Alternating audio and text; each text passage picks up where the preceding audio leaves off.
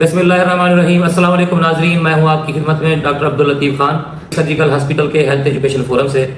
और पिछले कुछ दिनों से मेरे सुनने वाले मुसलसल सजेशन दे रहे थे कुछ टॉपिक्स की कि इसके ऊपर बात की जाए। तो आज इस हवाले से मैं अर्ज़ करना चाहता हूं कि बतौर जनरल मेडिकल प्रैक्टिशनर मैंने ये देखा है कि हमारे पास आने वाले ओपीडी में पेशेंट की बहुत ज़्यादा तादाद मैदे के अमराज की होती है। तो आज हम बात करेंगे कि मैदा क्या है, कैसे काम करता है और इसे उमुल अमराज कहते हैं। क्या यह हकीकत है या गलत फहमी है, और मैदे के अमराज से बचने के लिए कौन सी एहतियाती तदाबीर इख्तियार करनी चाहिए, और मैदे की वो कौन सी अलामात होती हैं जिनको हमें नज़रअंदाज नहीं करना चाहिए।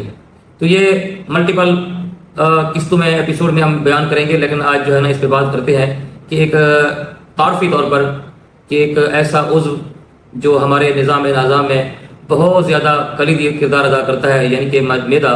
तो मैदा क्या है, इस हवाले से हम बात करेंगे आज। तो इसमें मैं समझता हूँ कि आप जानते हैं कि हम जो है ना रोज़ाना खाना खाते हैं। हमने कभी सोचा है कि ये खाना आगे जाकर किस तरह हज़म होता है, इसमें क्या क्या तब्दीलियाँ आती हैं और आखिर में क्या बन जाता है।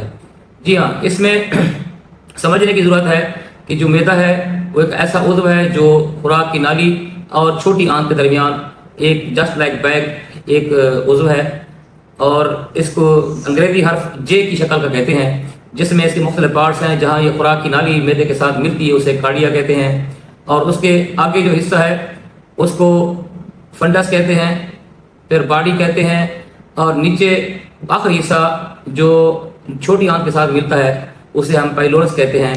और पाइलोरस को कंट्रोल करने के लिए खुराक कितनी मिकदार में जाए या ना जाए, उसे आम लफ्ज़ों में तो गेट कीपर कहते हैं, गैस्ट्रिक गेट कीपर, लेकिन पाइलोरिक स्फिंक्टर कहते हैं, जो एक वाल्व होता है जो खुराक की मिकदार को एक ख़ास मिकदार में जाने देता है ताकि वो निज़ाम में एक बाकायदा तरीके से अच्छे तरीके से आगे उसका हाजमा हो सके।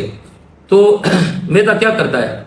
क्या ये सिर्फ खुराक को जमा करने का एक स्टोरेज चैम्बर है? नहीं, ये खुराक को वहाँ पे मिक्स करता है।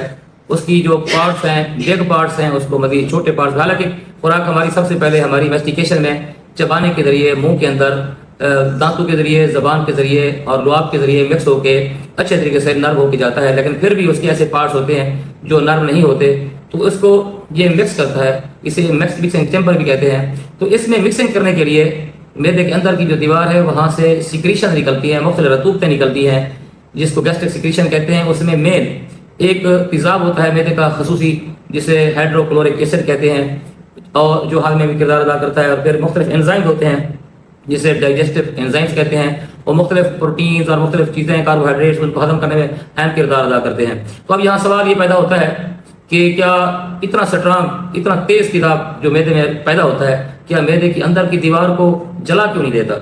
तो इसका यकीनन जो है ना आप जवाब सुनना पसंद करेंगे कि मैदे की अंदर वाली तह के ऊपर अल्लाह ताला ने उसके प्रोटेक्टिव मैकेनिज्म के जरिए एक लेयर होती है, म्यूकस होती है और प्रोटेक्टिव लेयर होती है, जो एंजाइम जो मुख्तलिफ एंजाइम के जरिए उस लेयर को तबाह नहीं होने देती, या तेज़ाब भी उस लेयर के ऊपर, उस लाइनिंग के ऊपर, उसकी सतह के ऊपर कोई हर्फ नहीं आने देता, कोई नुकसान नहीं पहुंचाने देता। तो ये ज़ाहिर है एक मैदा जो उज़्व है उसमें अगर उसके मेन काम क्या है, तो ज़ाहिर हम समझते हैं कि मैदा खुराक को न सिर्फ जमा करता है बल्कि मिक्सिंग करता है, और उसके बाद इसकी कंट्रोल्ड डिलीवरी जो है खुराक की आगे करता है, जो मतलब उसके मुताबिक होती है कि छोटी आंत में और बड़ी आंत में उसकी कितना ज़रूरत है जाने की और कितनी खुराक को भी मैदे में रखना है। तो मैं समझता हूँ कि मैदे की अमराज को समझने के लिए मैदे का खुद समझना बहुत ज़रूरी है। तो आज की इस मुख्तसर वीडियो में मैं यही अर्ज़ करना चाहता हूँ कि इस उज़्व की अनाटमी यानी उसकी साख्त को आप समझें। इसके ऊपर इंतहाई मालूमाती बातें हम नेक्स्ट वीडियो में करेंगे। और मैं समझता हूँ कि मैदा हर बीमारी की जड़ नहीं है। एक कंसेप्ट है, एक ख्याल है कि मैदा हर बीमारी की जड़ है। मैं समझता हूँ कि मैदा हर बीमारी की जड़ नहीं है, ये गलत फहमी है। मैदा एक इंतहाई कीमती, इंतहाई अहम उज़्व ज़रूर है, निज़ाम का एक उज़्व है।